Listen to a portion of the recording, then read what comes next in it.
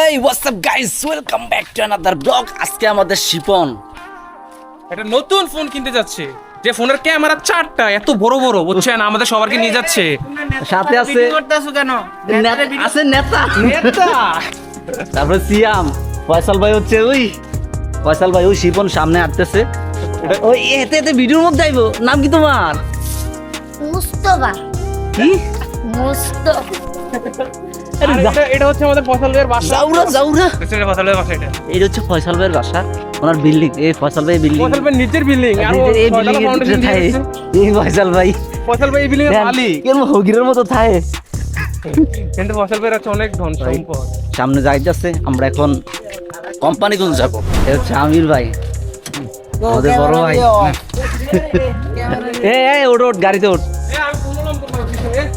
আমি হ্যাঁ আমি কোন উঠতাম মানে আমি পিছে বম না শিবনে একজন সামনে বইলে বসে আস তো সাবদো কোনো ভিতরে বম এটা গো এটা আরেকটা গো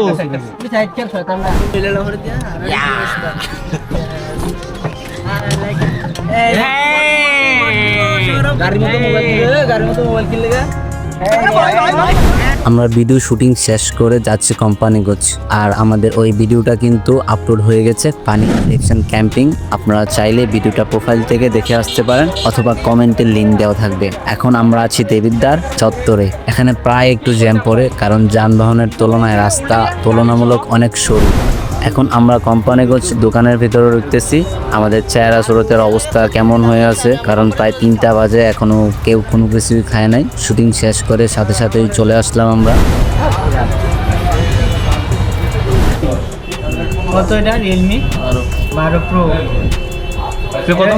কত করবো? আপনার নামটা ভাই? মোহাম্মদ হাসান।